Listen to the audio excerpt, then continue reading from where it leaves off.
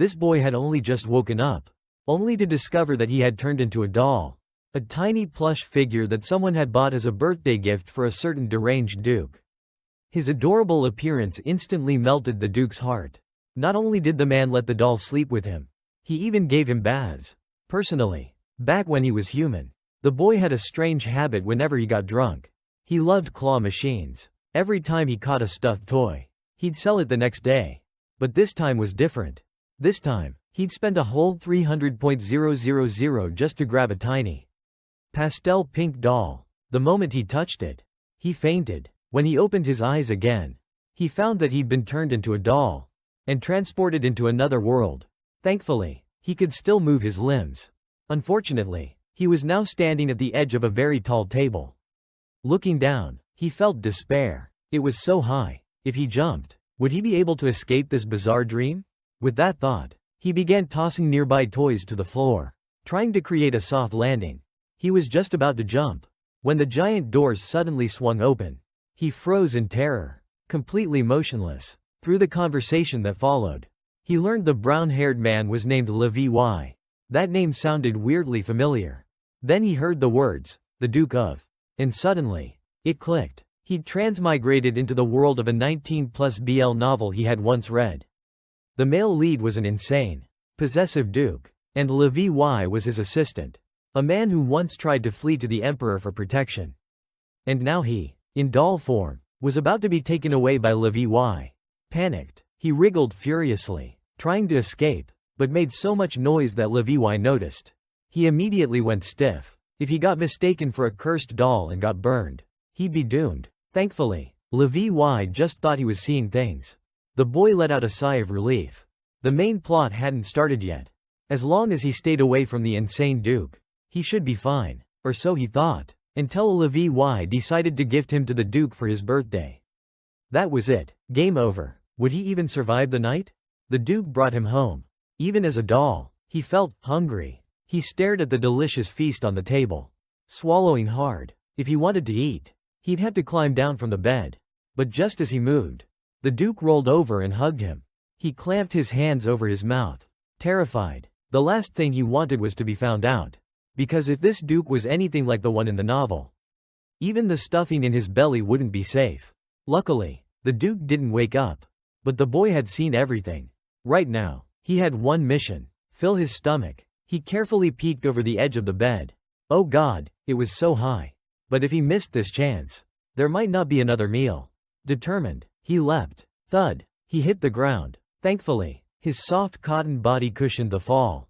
Great. Now all he had to do was climb onto the table. He raised his chubby little arms, struggling to climb up onto the tabletop. But the doll body was too big and awkward. Climbing was torture. After an excruciating effort, he finally made it, panting, wobbling, just as a sound echoed behind him.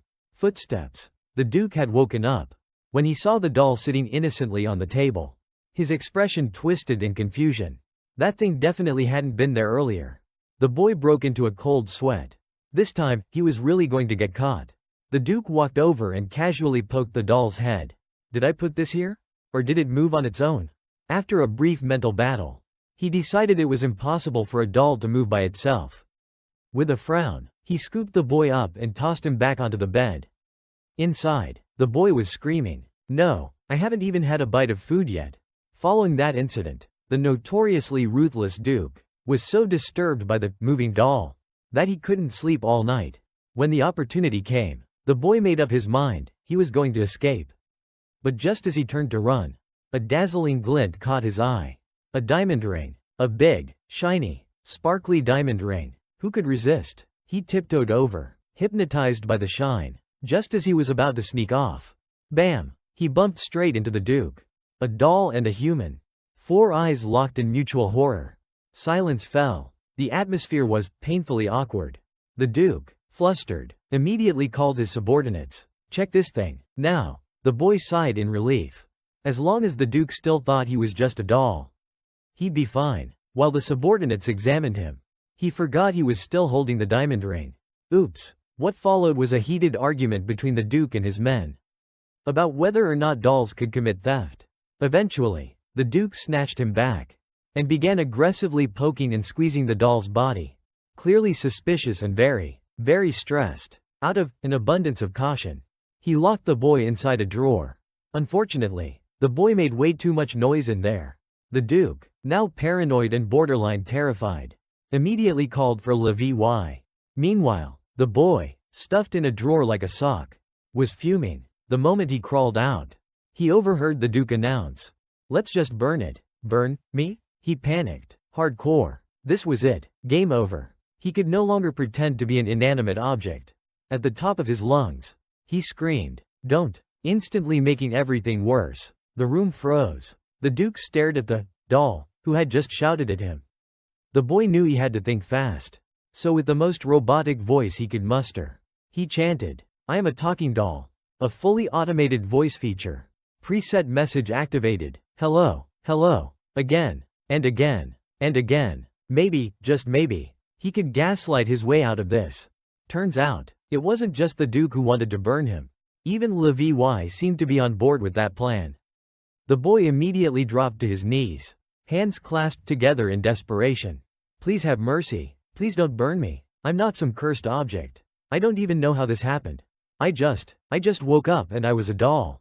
He broke down crying, sobbing as he poured out his tragic life story, hoping they'd feel a sliver of pity and spare him. The Duke stared at him. His expression said, "Is this some kind of joke? So all that fear I've felt these past few days was just nonsense?" He stepped forward slowly, his smile cold. "You think I'll believe any of that? Why should I let you live?" His chilling tone made the boy's heart sink. Was this it? Was he really going to die like this? He looked to Levy for help. A pleading glance. But Levy didn't even hesitate. He refused him flat out. Then, gurgle. The boy's stomach let out an earth-shaking growl. Loud, embarrassing, impossible to ignore. Proof that he was, in fact, very much alive and very hungry. "See, can I at least eat first?" he whimpered, voice thick with tears. To his surprise, a table was swiftly set with food. He nearly wept from joy. "This one's so good. And this one too." He stuffed his face, cheeks puffing up adorably like a chipmunk. The Duke watched him, utterly captivated. He couldn't look away. "What's your name?" he asked. "Tiu Luke," the boy mumbled, mouth still full. The Duke narrowed his eyes and turned to Levy. "Explain the law to him." "Tiu Luke," Levy said sternly. "That diamond ring you tried to steal? It's enough to make you disappear." The boy immediately ripped the ring off and held it up with both hands. Kneeling once more, "I'm sorry. Please forgive me just this once. I'll do anything you say." The Duke's expression softened. He smiled, satisfied. "Good. Then you'll be obedient from now on." The boy teared up again, this time from sheer relief. "Thank you, Your Grace," he sniffled. And just like that, he became the Duke's personal pet. Sometime later, gazing out the window, he asked curiously, "Hey, where are we going?" The Duke's face darkened. "First of all," he snapped, "my name is not Hey. Second, call me by name. Michael." The boy blinked. "Oh, he likes being called by name. Michael, huh? Alright, Michael tilde so. Where are we headed? You're not going to sell me, are you?" The moment those words left his mouth, dead silence filled the car.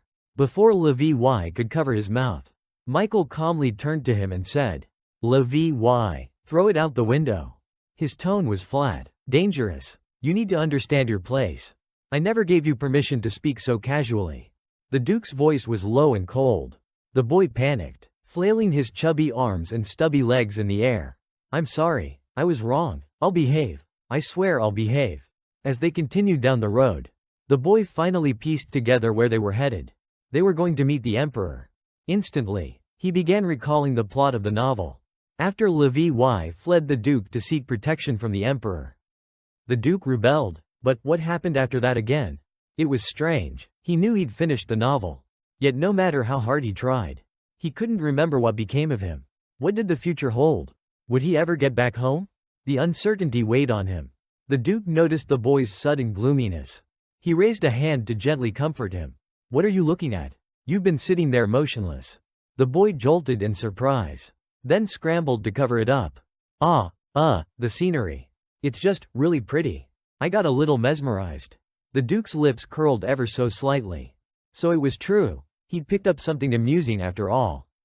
Once they arrived at the palace, the boy lost all freedom of movement. He was shoved unceremoniously into the duke's coat pocket. He really wanted to cry. If he'd known it'd come to this, he never would have come along. Before long, they were granted audience with the emperor. Once the attendants were dismissed, the emperor began sighing dramatically about the burdens of being a ruler. "It's just so hard," he moaned. "I think you, dear Duke, should take this responsibility from me."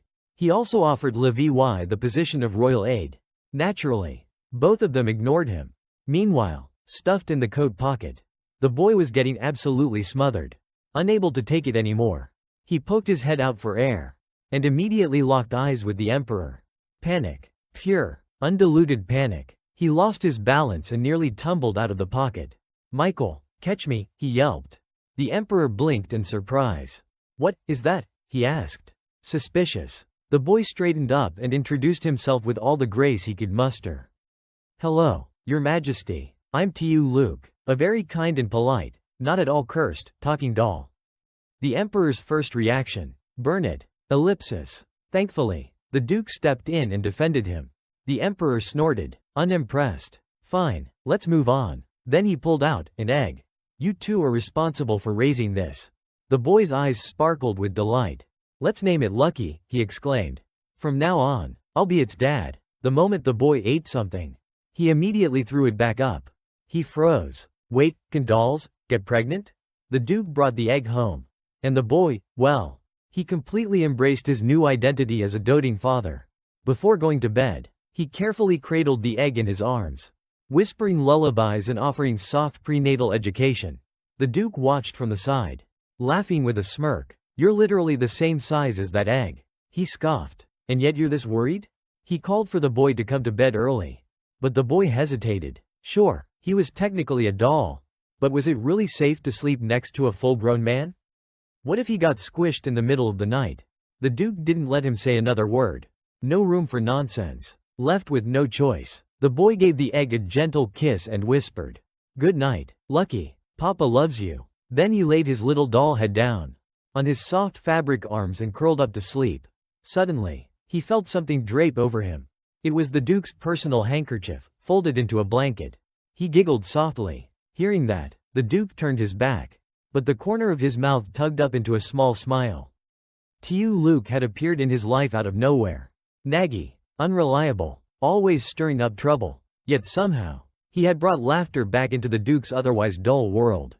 But one day, the duke noticed something concerning. Tiu Luke had been throwing up almost every time he ate. For over 10 days. This couldn't be ignored. The duke began to have thoughts. Could a doll actually get pregnant? He tried to remain calm. After all, if a doll could talk and move, maybe this wasn't entirely impossible, right? At that moment, the boy walked up to him with a serious look on his face. "Michael, I have something to tell you." The duke swallowed nervously. "Don't tell me it's really happening?" But then, the boy spread his legs apart, took a deep breath, and yelled at the top of his lungs, "I want rice." Then he collapsed dramatically to his knees and begged, "Please, please just let me eat rice. I'm so sick of butter and cheese." He looked pitiful, like a tragic doll orphaned in a world without carbs. "I just want a hot, spicy bowl of soup," he whimpered, curling up on the table and sobbing. "If I can't eat rice, then what's the point of living?" The duke's face darkened. And here I was, entertaining the idea that he might be pregnant. Turns out I've just been feeding him too well. Far too well, apparently. With an icy expression, he muttered, "I've been too soft on you." The boy instantly remembered. The man before him wasn't just anyone. He was the ruthless duke. Panicked, he scrambled to grab a piece of bread from the table. "I'm sorry," he cried, tears brimming in his eyes. "I'll eat the bread. I'll be good." And just like that, his fate was sealed. Tiu Luke, the beloved pet, was forcibly dragged off by the duke to take a bath. The result? Adorable Tiu Luke, normally fluffy and pristine, was now a wrinkled mess. Turns out, after his bath, the duke had dried him a bit too enthusiastically. Now Tiu Luke was so crumpled, he couldn't even move his limbs properly. Michael, he stammered, horrified. You know how to fix this, right?" But the duke was silent. Painfully, dreadfully silent. That silence said everything. Tiu Luke's eyes widened. He understood. He finally understood. Meanwhile, outside, Chiron, the palace guard, happened to be passing by when he heard a furious voice from within the Duke's room. "Michael, you bastard." Now, the Duke's chambers were usually quiet as a tomb. So this strange racket triggered Chiron's instincts. There could be an intruder. Without hesitation, he kicked the door open. "You villain, even if you take me down, the Knight Commander won't forgive you." Only to find the Duke holding a naked, wrinkly doll in his arms. Chiron froze. His brain lagged. And then the Duke, dead serious, turned to him and asked, "What do you do if a doll gets wrinkled?" Chiron stood there, stunned. Suddenly, everything made sense. The Duke had been acting strange lately. No longer dining with the knights. Not showing up at home. Rarely stepping outside. Holed up in his room all day. He glanced at the doll. Then back at the Duke. Then, without warning, he snatched the doll out of the Duke's arms. His eyes welled with tears. "Your Grace, it's okay if you've fallen in love. It's okay if you want to date someone. But this doll. You even gave it a diamond ring before, and now you're bathing it." The Duke's pupils contracted violently. This had taken a turn. "Chiron, no, it's not what you think. Snap out of it." But Chiron was firm. In fact, he was the one who thought the Duke needed to snap out of his delusion. "I respect your personal tastes," he said solemnly. "But as a knight, I cannot accept that you've abandoned your duties. All because of a doll." At that point, only Luke could save this escalating mess. But no matter how much the Duke shook him, he remained unresponsive. Is something wrong with him?" the Duke asked. Panicked, he flipped the doll over and found Luke grinning smugly. "Hey, that's what you get for doing this to me. Michael, you're dead meat." The Duke was furious, but he said nothing. "Fine," he muttered. "I must have gone insane for a moment." While Luke was still wondering where the Duke had gone, the man returned, grabbing him by the back of the neck and carrying him out to the balcony. "Take your time going down, Luke," the Duke said coldly. "Let's not meet again in this lifetime."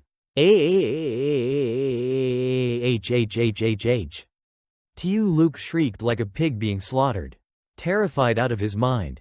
"I was wrong. I'm sorry. I'll say whatever you want. Just don't let go." Back inside, Chiron, who had witnessed the chaos earlier, finally put the pieces together. He now understood the full context of what had happened.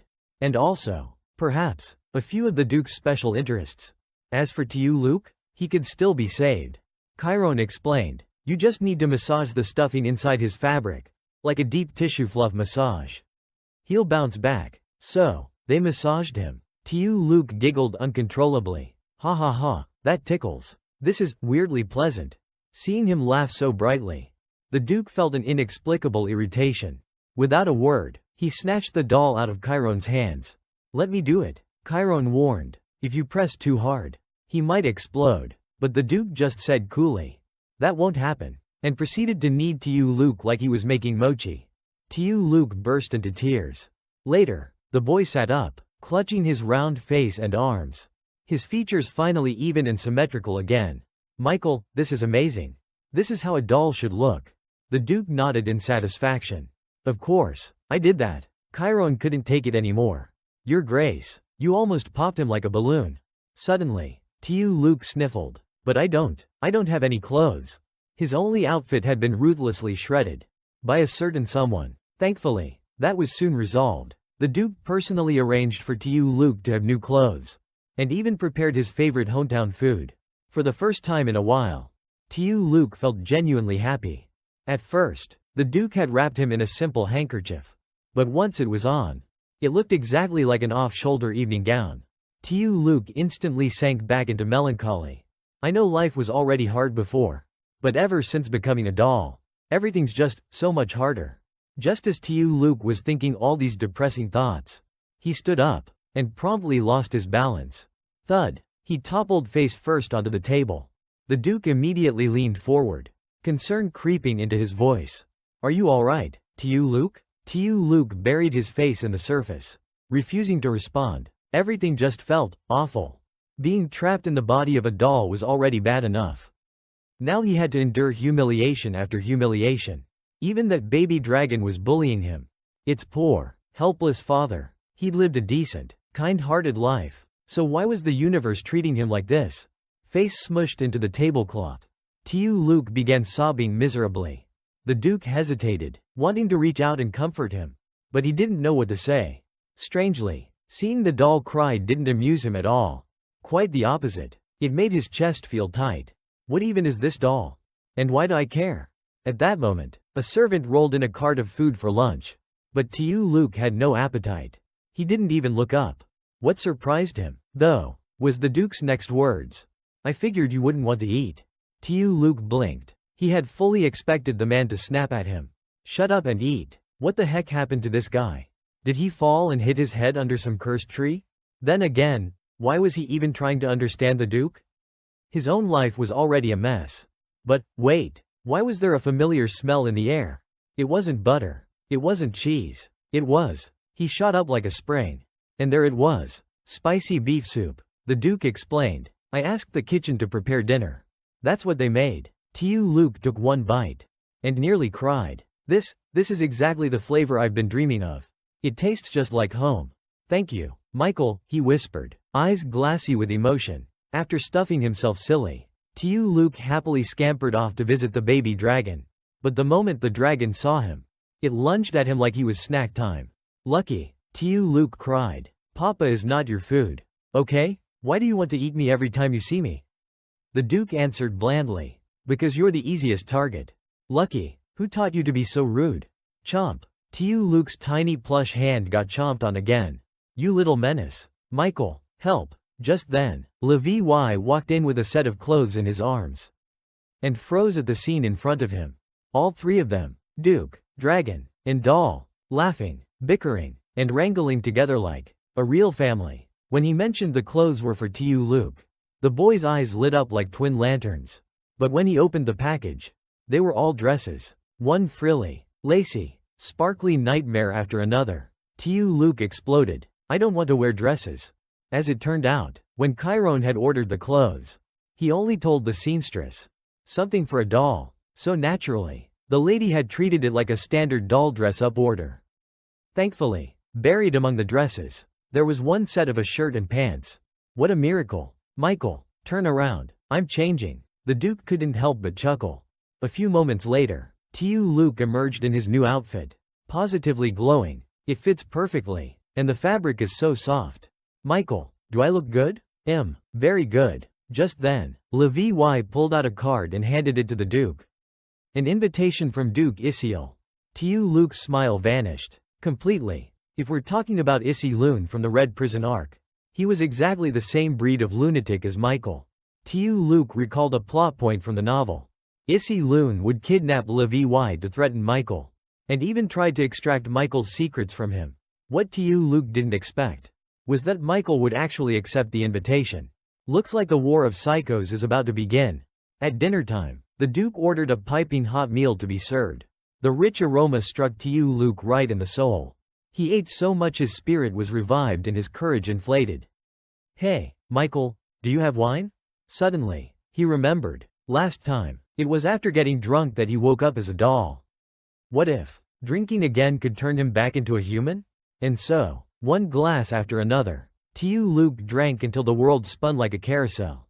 Eventually, he collapsed to the floor, dead asleep. When he finally woke up, his hands were tied tightly, and Michael was sitting on the sofa not far away, staring at him. The Duke stood up, approaching slowly. Tiu Luke broke into a cold sweat. He had no memory whatsoever of what happened the night before. Michael gave a low snort. Actually, maybe I should be the one asking you. What exactly is the royal palace? Tiu Luke froze. Completely. The Duke's voice turned colder. I don't have much patience. I'll ask one last time. Tiu Luke stammered for ages, before blurting out the most ridiculous answer imaginable. The Grand Duke raised an eyebrow. Then let me ask you another question. You've already been tied up like this. How exactly do you plan to escape? It was only at that moment that Tiu Luke fully remembered what had happened the night before. He had let his mouth run. He'd spilled everything the Grand Duke had done to Levi in the novel. Even confessed that he had always wanted to run away. Now he began to stammer, begging for mercy. But of course, the Grand Duke wasn't so easily fooled. You think I believe those lies? He sneered. The memory hit hard. Just last night, Tiu Luke had been happily drinking with the Grand Duke. And yet this morning, he woke up not only imprisoned, but also being interrogated harshly. He remembered the rules of the novel. This Iceland character was a madman. Just like Michael, he had once kidnapped Livy to torture her, trying to extract information about Michael's weaknesses. Right now, Livy was asking Michael whether he would turn down Iceland's invitation. Michael figured that if the man had gone so far as to send the invitation himself, he was definitely planning something interesting. So of course, Michael wanted to go and see for himself. It looked like a battle between madmen was about to begin. Unfortunately, Luke wouldn't get to witness this absurd drama. Unless Michael went completely insane, there was no way he'd bring Luke to a political enemy's party.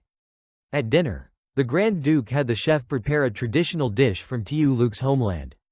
To taste something so familiar in a foreign land filled him with overwhelming joy. In his blissful state, he cheerfully asked Michael if there was any wine. Michael hadn't expected Luke to drink, but Luke proudly showed off, telling him not to judge based on appearances. He actually had an excellent tolerance for alcohol. Then suddenly, he remembered, he had ended up in this world because of alcohol. So he hurriedly asked Michael for wine, determined to test whether drinking could send him back. But after one glass, then another, he drank until he forgot the world. Not only did he fail to return to his original body, he passed out cold right in front of the Grand Duke. When he woke up, he was bewildered to find both his hands shackled. But because he'd been completely drunk the night before, his memory was a complete blur. Panicking, he called out to Michael, who was sitting on the sofa. "Michael? Michael, what is this?" But the only thing that greeted him was chilling silence. Did he get so drunk he did something that pissed Michael off?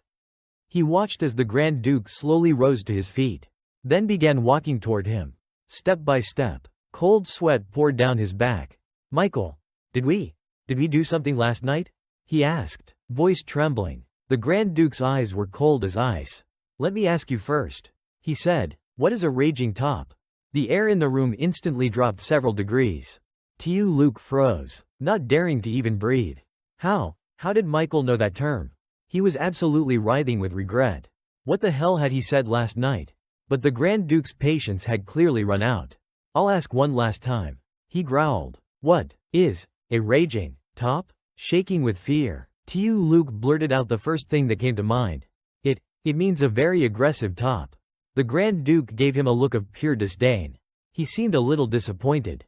But there was something more important on his mind. "Luke," he said, narrowing his eyes, "I've already tied you up. So tell me, how exactly are you planning to escape? You going to break your own arms and run off with them dangling?" And just like that, everything came flooding back. Last night, after drinking too much, not only had he drunkenly spilled everything the Grand Duke had done to Livy in the original novel, he had also straight up confessed that he was planning to escape the first chance he got. Now things had come to this. He scrambled to deflect and say something, anything, to distract Michael. "Michael, if I drink too much, I'll turn into a dog. Woof, woof, woof. Look, see? Woof." But how could the Grand Duke possibly fall for something so stupid? "Luke," he said coldly, "do you think I'm that easy to fool? You think I'd fall for such an obvious lie? So full of holes it might as well be a fishing net? What do I do now?" His heart pounded wildly, like it was about to burst right out of his chest. But what caught him off guard the most was that the Grand Duke actually looked hurt. His voice, though still stern, carried a trace of coaxing.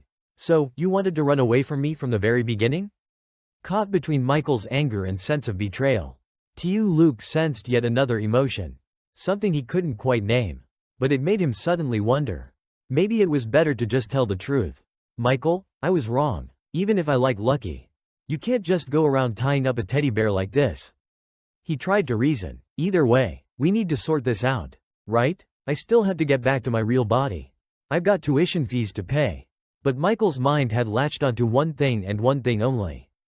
The fact that Luke had said he wanted to run away. "Luke," he said coldly, "you didn't say you wanted to find your body. You said you wanted to escape. And not only that, you said you'd read the parts about me and Livy." Luke wanted to cry, but there were no tears left to shed. Should he tell Michael that this was all just a novel world? But what if Michael went completely off the rails? Before he could decide, Michael grabbed him and yanked him upright. Hard. "You'd better," he warned, voice low and dangerous. Tell me everything, before I tear this tiny body of yours apart. Left with no choice, Luke began to spill everything he knew. But what shocked him even more was how calm the Grand Duke remained after learning. He was merely a fictional character. In fact, Michael didn't even seem to understand why he had to break Levi's leg in the story. Honestly, Luke didn't get it either. But he did remember one thing. In the original plot, every time Levi rejected Michael's touch, he would fly into a rage. So now, abandoning all pride, Luke lunged forward and clung to the Grand Duke with all his might, desperately trying to protect his own ankle. All he had to do was the opposite of what Levi did. Michael, he cried, I want to glue myself to you forever. Even if I die, I won't leave your side. I'll cling to you for eternity.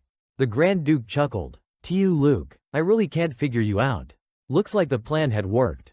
What Luke didn't know was that from this moment on, he had become Levi's replacement. At last, he was granted his freedom, spending his days happily playing with the baby dragon, while the Grand Duke, no matter how busy he was, never let his eyes leave Luke even for a second. You're looking extra plump today. Luke realized the Grand Duke was staring at him, so he immediately dove into the man's arms, acting all cutesy. Outwardly, he was all smiles, but internally, he was sobbing his soul out. How long do I have to keep up this act? Even though he'd finally managed to get Michael to untie him by buttering him up non-stop. The doors, the windows, and even the balcony were now covered in anti-theft mesh and locked tight. Levi claimed it was to keep the baby dragon from escaping. But Luke knew better. It was to keep him from running away. That day, the Grand Duke took him to the dressing room, asking which formal outfit he preferred. He was planning to take Luke to Iceland's banquet. Luke didn't dare refuse. He had no choice but to fake a cheerful expression, even as he internally cursed. Is this man insane? Who the hell brings a doll to a banquet? Watching Michael's expression closely, he cautiously picked a dark blue outfit. Sure enough, the Grand Duke's face immediately darkened. In the end, he had no say. He was dressed in a platinum white suit, perfectly matching Michael. After they'd finished getting ready, the Grand Duke stepped out. Luke flipped through the original novel and sighed to himself. Damn, Michael really is handsome. But no sooner had he thought that, he froze at what the man did next. Looking all dignified and gorgeous like that, why the hell was he stuffing Luke into his breast pocket? Luke desperately tried to get Levi and the others to intervene, but they simply averted their eyes and slipped away, as if to say, we tried, you're on your own now. Michael let out a cold little chuckle. Feeling shy? That's fine. I have another solution. He drew his sword from its sheath. All I have to do is cut open that stuffing and let you crawl out. Luke immediately clamped his mouth shut, lying obediently still in the breast pocket. Not another word. The Grand Duke said nothing more. Even if he didn't understand everything Luke had rambled, there was one thing he knew for certain. When Luke said he wanted to run away, his blood had run cold. They arrived at Duke Iceland's mansion, but even nestled in the pocket, Luke couldn't stay still. He squirmed with curiosity. The Grand Duke's voice dropped low in warning. Be good. Today, you're just a normal doll. Luke huffed, but didn't dare act out. Iceland was another crazy top from the novel. Still, one thing bothered him. Why did his head start throbbing the moment they arrived? As they entered the banquet hall, he froze stiff in place, not daring to twitch. And yet, everyone's eyes were glued to the Grand Duke. Michael, a man known for being cold and composed, was now walking around with a stuffed doll on his chest. This was weird. Even Levi noticed something was off, and offered to hold Luke in Michael's place. But the Grand Duke rejected her without even blinking. After all, Iceland had only invited him here to make a mockery of him. The judgmental stares of others? Utterly meaningless to someone like him. Just then, the announcer's voice rang out loud and clear.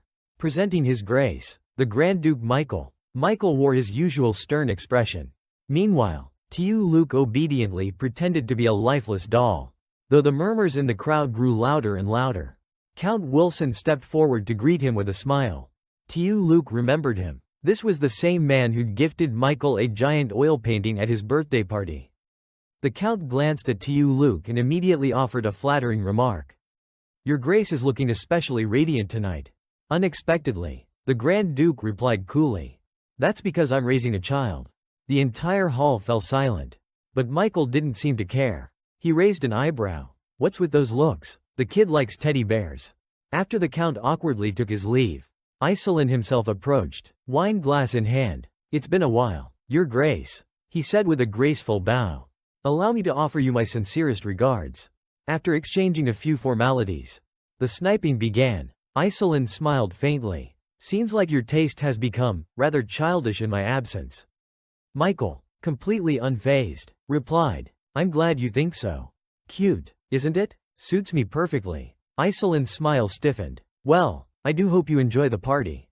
You and your little friend there. Once Iselin finally walked away, Luke couldn't take it anymore. A sharp pain pierced through his head, as if his skull was about to crack open. In his dizziness, he thought he heard a familiar voice calling his name. Luke, and then, finally, his body began to transform. From a stuffed doll, into a human. But as he tried to quietly sneak away, Iselin spotted him. Earlier, in the banquet hall, Luke had suddenly clutched his head in agony, feeling as though it might explode. Two voices echoed in his ears. His friends, and the Duke's, colliding at the same time. In the blink of an eye, his body stretched and grew taller. At the same time, the Duke collapsed to the floor. When Luke opened his eyes again, dazed, his perspective had shifted. Long legs, pale skin, he had finally returned to his human form. But what now? They were still inside the Duke of Iselin's estate. Luke blinked his big, round, sparkly eyes, putting on his most pitiful face, silently pleading for help from the Grand Duke. But Michael seemed completely stunned by what had just happened. He stood there, frozen, staring at Luke without blinking. Something felt chilly. Luke looked down, only to realize that the clothes he had been wearing as a doll were now completely torn to shreds. Michael gulped, then quickly shrugged off his cloak and draped it over Luke's body. Let's get out of here and return to the manor first, he said briskly. Luke wholeheartedly agreed. The only problem was, his legs weren't cooperating at all. With a sigh, the Grand Duke picked him up. Being treated like this after turning back into a human made Luke blush with embarrassment. Michael glanced cautiously toward the door and saw Levi just arriving outside. There was no time for lengthy explanations. He gave her a quick summary of the situation and immediately ordered the guards to prepare a carriage. Levi took charge of clearing a path, making sure the Duke could leave without attracting attention. And, most importantly, without giving the gossip mongers any material to work with. Thanks to her efficient planning, they managed to get Luke into the carriage, without anyone noticing a thing. By now, Luke was feeling much better. At the very least, the pounding headache was gone. Levi and the guards soon returned, and finally had a chance to get a proper look at the boy in the carriage. Handsome features, soft hair, a stunning young man, clear as day. They had thought they'd made a clean getaway. But what none of them realized was that everything had been witnessed. From the second-floor balcony, Iselin had seen it all. The adorable doll, suddenly transforming into a human boy. The sight made his heart skip a beat. Back to the present, thanks to the Duke's help, Luke had made it into the carriage safely. Levi and the guards couldn't take their eyes off him. The fair-skinned, beautiful youth sitting quietly in front of them. Luke scratched his cheek shyly, only to suddenly realize he had real human fingers again. Michael sat beside him, calmly explaining to Levi and the others what had happened. Suddenly, that delicate, beautiful face leaned in close to the Duke. Are my eyes green now? He asked innocently. The Duke nearly drowned in the radiance of that face. Then he gave a slow nod. Hearing that, Luke cheerfully swung his legs, delighting in the simple miracle of being able to wiggle his toes. It felt amazing. The Duke glanced sideways at Luke's face, and couldn't help but think to himself, he's beautiful. As soon as they returned to the manor, Luke was immediately given a set of clean clothes. He stood in front of the mirror, admiring himself, and then suddenly thought, wait, I can't keep sleeping on a pillow anymore. So he turned to Michael and suggested, can I sleep in the living room? Michael blinked. What did you say? I said, I'll sleep out here. Luke repeated. Michael frowned. Of course not. You'll sleep here. That sentence made Luke fume. What? On the floor? Are you serious? Michael looked at him like he was the strange one. He opened his mouth to explain. But the moment he saw that innocent, delicate face staring back at him, he turned around with a sigh. Too exasperated to argue, Tiu Luke, now properly annoyed, blurted, "Why don't you just say it out loud? What, you want us to share the bed or something?" To his horror, the Duke didn't deny it. Now it was Tiu Luke's turn to go blank. He didn't dare flat out refuse. What if he accidentally made Michael mad? In silence, he wiped away an invisible tear for his tragic fate. After the sleeping arrangement issue was settled, Tiu Luke said he wanted to take a bath. After all, he was still sticky and sweaty from the banquet earlier. Now that he was human again, he no longer needed Michael to scrub him down. What a glorious, long-awaited privilege. Warm water, fragrant bath bombs. It was heaven. In the middle of his luxurious soak, Tiu Luke suddenly remembered something important. He froze for 3 seconds. Then sighed in relief. Phew, all organs are accounted for. Nothing missing, thank goodness. As he continued bathing, he started thinking about what had happened earlier. The voice that had called out to him. The moment he transformed. Why had he suddenly turned human again?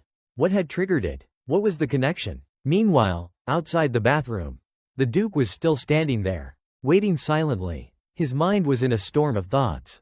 He recalled Tiu Luke sulking earlier, thinking he'd have to sleep on the floor. Then suddenly blurting out, "What, are we sleeping together or something?"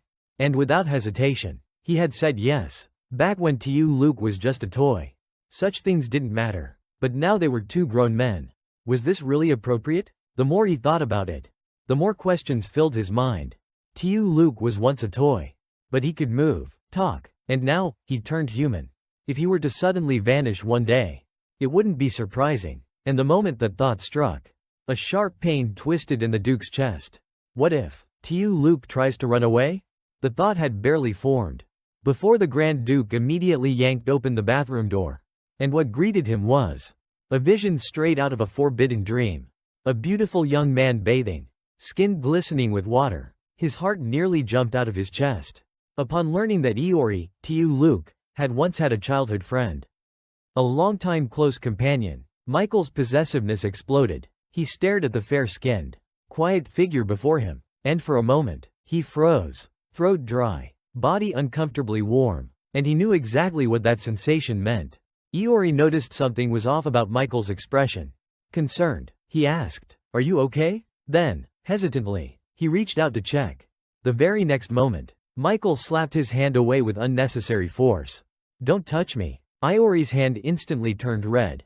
His face crumpled and hurt. "Why did you hit me? I was just worried about you." Michael pointed across the room. "You used that, didn't you?" Iori looked confused. "You mean the bath stuff?" "Yeah, I did. It was just some fancy bath liquid." "Why?" Michael's face darkened. He told Iori that the bath liquid was actually something the Emperor had gifted him. A specially formulated blend, meant for recreation. Iori froze. Why the hell was that kind of thing even in the bathroom? He shouted at Michael to throw it out immediately. Michael, however, shook his head. It was a royal gift. I don't have the guts to toss it. Then told Iori to hurry up and get dressed and leave. Iori, now full of question marks, frowned. But why? Michael shot him a single look. And that was enough. Terrified, Iori scrambled to grab his clothes and bolted out the door. Left alone, Michael sank into the bath. Still confused and frustrated, Iori had only turned into a human a few hours ago. Up until recently, he was just a fluffy little plush doll. Smaller than a fist. Even if he had used that ridiculous potion, Michael shouldn't have reacted to him like this. It didn't make sense. He really was going insane. Meanwhile, outside, Iori made his way to Lucky. He crouched down beside the dragon cub. "It's me, Lucky. It's your dad. Don't you recognize me?" He reached out to touch it. Lucky sniffed him for a second, then promptly turned away and walked off. Iori let out a long sigh. He pleaded with Lucky to at least look at him, just once. But the dragon cub clearly had zero interest in acknowledging his existence. At that moment, he heard footsteps behind him. Michael had finished bathing and stepped out, gently asking, "How are you feeling? Earlier you said your head was hurting." Iori looked up at him. His eyes, they'd returned to normal. That made Iori relax a bit. "I'm fine now," he said. Michael narrowed his eyes. "Any other symptoms?" Iori thought for a moment, then said, "Well, I think I heard Hyone's voice earlier." Michael's face instantly went blank. Who? Hyeon, Iori clarified. My friend. We were playing the claw machine together before I ended up here. Just mentioning that person. Iori's brows furrowed in concern. Michael immediately looked displeased. He's important to you? What's your relationship? Iori blinked. Michael's tone was oddly aggressive, though he found it totally unreasonable. Under the force of Michael's sharp, interrogating gaze, he reluctantly explained, we're just close friends. Really? I don't get why you're so worked up about Hyeon. But hearing how naturally Iori mentioned the guy, how fond he sounded, only made Michael's blood pressure spike. Iori instantly broke out in a cold sweat. What the hell is wrong with this guy? But then again, Michael's temper swings were already infamous in the original novel. No wonder the protagonist had such a rough life. Well, good luck to them. Michael asked again, so you and Hyeon are very close? Yeah, Iori said honestly. We're childhood friends. We've seen everything there is to see. I mean, we grew up together, so of course. Michael nearly exploded on the spot. Iori, exhausted from the day, sighed. Can I go to sleep now? I'm tired. Michael didn't press further. He simply nodded and watched as Iori walked off. But his mind was full of that name. Hyeon. Don't tell me, even that part has already been seen? Later, as Iori lay in bed, he noticed Michael still standing nearby. Go to sleep already. Iori mumbled sleepily. Eventually, Michael lay down beside him. As Iori slept, mouth slightly open and drooling, Michael stared at him, then couldn't help but chuckle. Finally, he closed his eyes as well. Just before dawn, Michael woke up first. Quietly, he reached over and pulled the blanket up over Iori's back. It was only now, watching the peaceful rise and fall of Iori's breathing, that the truth finally began to settle in. This doll really had become human. And somehow, it was starting to feel very real. Iori becoming human was undeniably a good thing. But the fact remained, he had been a doll. And now, he had suddenly transformed into a person. Was that really okay? Before the transformation, he had gone through excruciating pain. But now, he acted as if nothing had happened. That alone was unsettling. If the pain had been so intense, then surely, something was wrong, even with the immense power and wealth of the family behind him. Michael knew that things of this mystical nature were beyond ordinary control. He needed someone trustworthy, someone who could truly get to the bottom of it. That day, Michael returned to the Imperial Palace. Unlike his previous visits, this time he came alone. No Chiron, no Levi. The carriage felt strangely empty. A hollow silence pressed against him. And then, suddenly, he heard a familiar voice beside him. Michael, where are we going this time?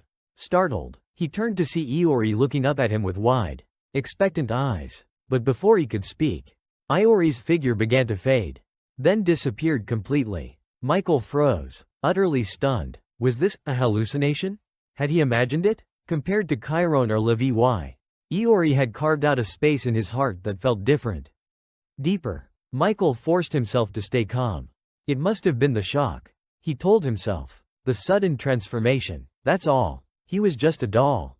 That's all it was. Once inside the palace, Michael reported to the Emperor about Iori's transformation. The Emperor was utterly shocked. You're saying that cursed doll has turned into a human? Michael shook his head. He's not cursed. He was originally human, just temporarily trapped in doll form. The Emperor gave him a long, skeptical look. To him, it sounded like Michael had fallen under the doll's influence. He immediately ordered Isaac to summon the royal physician to examine Michael's mental state. Clearly, something was off. I'm perfectly sane, Michael said coldly. I know what I saw. The Emperor still didn't believe him. But seeing the unwavering determination in Michael's eyes, he decided to at least humor him. After all, he had once seen the doll move and speak like a person. That it might turn human one day wasn't entirely impossible. Then he asked, why are you telling me all this? Michael looked him in the eye. I want to know the truth. What really happened to Iori? The Emperor paused for a moment, then nodded. Handing the matter to Michael for investigation was the most logical choice. Not only did Michael have access to intelligence from every corner, but no one would suspect a thing if he started digging. At worst, they'd just assume it was another one of the Emperor's bizarre hobbies. After thinking it over for a while, the Emperor agreed to Michael's request. After all, this was the first time Michael had ever asked him for a favor. Michael expressed his gratitude. It was the first time the emperor had ever heard a "thank you" from him. Somewhat surprised, the emperor promised to inform him immediately if there were any developments. As he watched Michael walk away, the emperor still found it hard to believe. Michael, proud, arrogant, the kind of man who never liked owing anyone anything, was asking for help? Just what exactly is that doll? Back at the manor, Michael was still preoccupied with the matter. Now all he could do was wait. But for how long? It wasn't that he didn't trust the emperor, but the waiting made him restless. This was the first time he had ever felt so powerless. At that moment, Iori came running over cheerfully. "Michael, you're back." The moment Michael saw Iori's face, the unease in his heart melted away. But when Iori suddenly looked so gentle and considerate, he instinctively became suspicious. "Did you cause trouble again?" Iori waved his hands frantically. No, I just wanted to ask you for a favor." Hearing that Iori wanted to go outside, Michael's expression darkened instantly. "No," he rejected flatly, so sharply that even Lucky, lounging nearby, jumped in fright, and accidentally bit his own tail. "Rejected." Iori pouted with a deeply wounded expression. Michael frowned and asked sternly, "You're trying to go out and stir up trouble again, aren't you?" "I don't always cause trouble," Iori protested. Then he explained, "While you were out, the bakery owner told me there's a super famous dessert shop in town. They sell all kinds of pastries I've never even heard of. I really want to try them." Michael raised an eyebrow. "Then just have someone buy them for you." "But I want to go out and explore by myself," Iori insisted. He stepped forward, gently grabbing Michael's arm. "I don't want to be locked up in the house all the time. I want to see the outside world too. Please, Michael tilde." Under the soft onslaught of Iori's begging, Michael's ears turned slightly red. He remembered the way Iori had looked out the window during their carriage ride, eyes full of longing. After a long silence, he finally gave in. "Fine, go get ready." Iori was so happy he nearly cried. "Really? Thank you, Michael." But then he paused, suddenly realizing something. "Wait, when you say that, you're coming with me, aren't you?" Michael raised an eyebrow. "You weren't planning to go alone, were you?" Iori replied honestly. "Well, yeah, that was the original plan. I mean, I am an adult now." But Michael shut that idea down immediately. "Absolutely no chance." Iori pouted, clearly disappointed. So much for freely wandering around and having fun. Still, the thought of finally going outside after so long lifted his mood again. As Iori skipped happily ahead, Michael found himself quietly staring. He's no longer a doll. I can't just keep him hidden away forever. Iori turned around, eyes sparkling. "You already agreed, so let's go. Let's go. We'll eat cake, find a fun place to play, and come back only when we're completely satisfied." By now, Iori had fully figured out how to handle Michael. Just act cute. It worked every time. This was his first time truly stepping outside. Iori was stunned by the world in front of him. It wasn't just light filtering through the window anymore. This was real sunlight, warming the top of his head. People passed by with bright smiles. Everything felt alive. This is what I always dreamed of. Just as he was soaking in the joy of it all, Michael suddenly yanked his hood up over his head. "Cover yourself properly," he ordered. Iori's face immediately fell. "Why?" Michael responded flatly. "You'll dress like this until the trip is over. Keep the hood on, always." Iori grumbled. "But the color's ugly, and I wore my best outfit just for today. Now no one can even see it." Even his face was completely covered. Michael looked at him. "Do you not like it?" "Of course I don't," Iori snapped. "Who would want to wear this?" He reached up to remove the hood, only for Michael's expression to darken instantly. "Did I say you had a choice?" Iori froze. No, you didn't." He immediately re-secured the hood like a model prisoner. Yes, I'll keep it on, I swear." Inside, he sulked bitterly. This man's mood swings are seriously scary. Michael, of course, knew exactly where they were. This was his city, his domain, and nothing, absolutely nothing, would be allowed to touch what was his. His face was already well known in this city. If he simply strolled down the street alongside Iori like this, it would undoubtedly spark public gossip. Michael didn't care what people said about him. But if Iori became the subject of speculation, that was absolutely unacceptable. To prevent that from happening, he had no choice but to make sure Iori stayed thoroughly covered. Up ahead, the crowd was growing thicker. Iori quickly stepped closer and took Michael's hand. "Michael, We have to stay together. Okay? No getting separated. Michael froze for a second. Right, they were together now. As Iori beamed and praised how fresh the air was. Michael looked at him, confused. Iori explained that the world he came from was plagued by natural disasters. Sandstorms, for instance. Clean air like this? You could only find it in the mountains. Michael found that hard to imagine. Just then, Iori's eyes widened in excitement. Oh my god, ice cream popsicles. He stared at the vendor's cart like a starved child. Michael, I want that one. Can you buy it for me? Michael nodded and told him to choose whatever he liked. But as the vendor smiled and introduced the different flavors to Iori, Michael's brows subtly furrowed. Why is that guy looking at Iori like that? It was making him extremely uncomfortable. It was time to take action. He stepped in and quickly pulled Iori's hood tighter around his face. Just as Iori was trying to decide on a flavor, the vendor kindly recommended vanilla. Michael immediately declared that the man had ulterior motives and yanked Iori away. Huh? Didn't you say you'd buy it for me? Iori protested, confused. Michael replied flatly, that stuff isn't good for your health. You shouldn't be eating it. Iori snapped, I'm not eating it for my health. Michael glanced over his shoulder at the vendor to make sure he wasn't following them. He wasn't. Iori still had no idea what was going on. Why is this man so dramatic?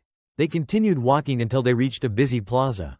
A man in circus attire stood on a platform, calling out excitedly, ladies and gentlemen, the great magical circus will begin in just 1 hour.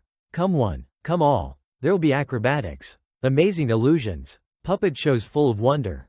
Join us in Vita Square for a magical evening. Iori was instantly captivated. Even in Korea, he had never seen anything like this.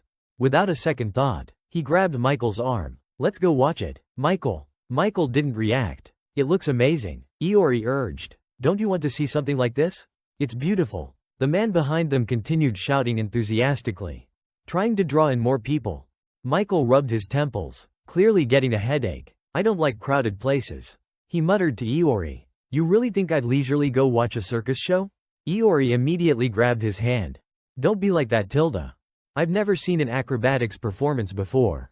Just go with me this one time, please? Under Iori's relentless cuteness attack, Michael finally gave in. He was starting to suspect that Iori had figured out exactly how to deal with him. They made their way to Vita Square. There were only 10 minutes left before the show began. Iori tiptoed, trying to catch a glimpse of the stage. But it was too crowded, he couldn't see a thing. We probably got here too late, Michael said. That's what happens when someone insists on wandering around for half the afternoon. Iori blushed slightly. I was just excited. It's my first time going out. But what do we do now? All I can see are people's backs. Seeing the disappointment on his face, Michael reached out and tapped the shoulder of the man in front of them. Would you mind letting us take your spot? The two men immediately shook their heads. We've been lining up here for an hour. You can't just buy our place with a few coins. Before they could finish their sentence, Michael silently pulled out a pouch of gold. The two men went pale. On second thought, please, right this way.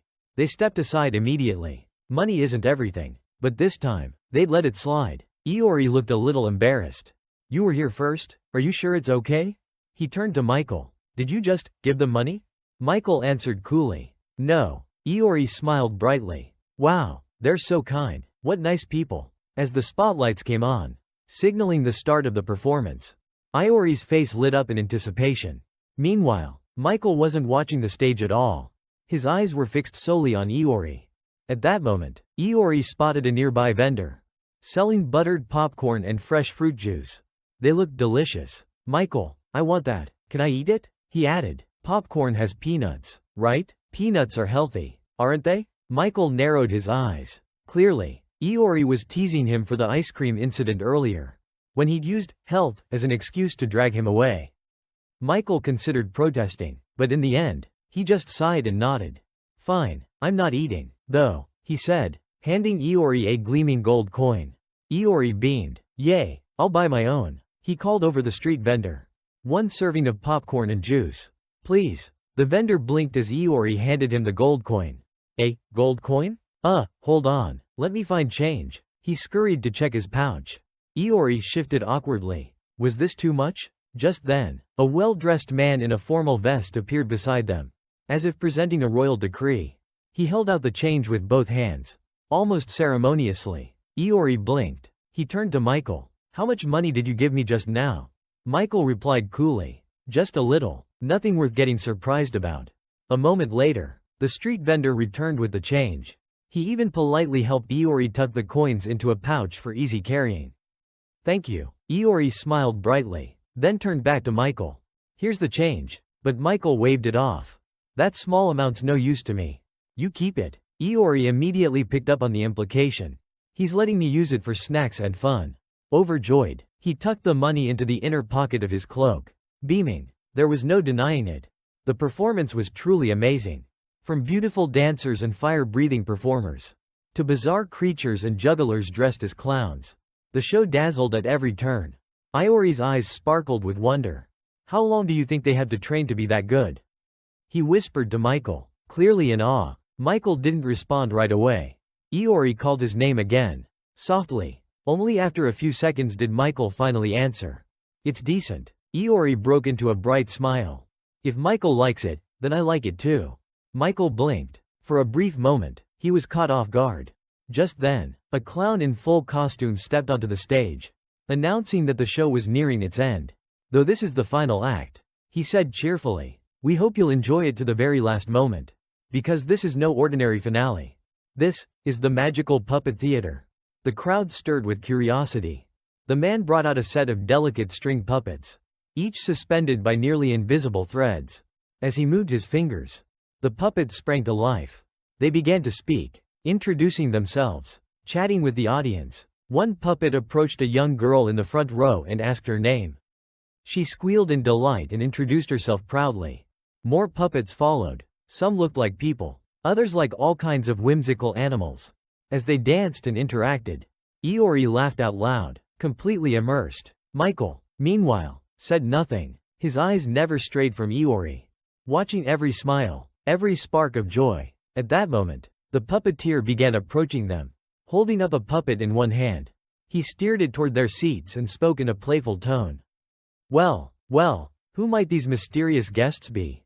Why are they so bundled up in long cloaks?" Iori stepped forward and began introducing himself cheerfully. "We're not suspicious people or anything," he said with a smile. "I'm just here with my friend to watch the show." The puppet, still moving as if alive under the man's control, shook its little head. "Oh, I don't know about that. Sounds pretty suspicious to me." Then the puppeteer started moving closer, as if trying to get a better look at Iori. Michael's voice cut through the air like ice. "Stop, that's close enough." Iori blinked, suddenly feeling awkward. "Michael, what's wrong?" Michael didn't answer right away. Then, he raised his voice, calm and sharp. "The real purpose of this circus is to drain the pockets of every person who walks in, isn't it?" Gasps rippled through the crowd. Whispers rose like a wave. "Wait, my wallet's gone," someone exclaimed. "Mine too." Iori's eyes widened. He quickly pulled open his cloak to check. His pouch of leftover change, gone. Michael's voice rang out again. "According to imperial law, the punishment for theft is severe." The puppeteer's face drained of color. He stammered, trembling, then suddenly shouted, "You're insane!" Before he could say another word, Iori stepped forward, fists clenched. "Who are you calling insane?" But the man didn't respond. Instead, he shoved Iori hard. "Who even are you?" Iori stumbled backward, seeing Iori being pushed. Michael's fury ignited in full. The puppeteer, still clueless about how deep a hole he was digging, turned to Michael and shoved him. "Two, what are you staring at? Huh? Think that'll stop me?" Iori fell to the ground, eyes wide with panic. "Wait, stop, don't touch him. If you want to live, you'd better back off now." But the man ignored him, still shouting insults. "You think dressing up in that weird robe makes you something special? What are you, some watchdog sent by another circus troupe?" Michael, calm as ever, slowly reached up and pulled back the hood of his cloak. His cold, noble features were now fully visible under the lights. "That's still not enough," he said quietly. "For someone like you, you'll be punished for theft, assault," his gaze sharpened like a blade, "and insulting a noble."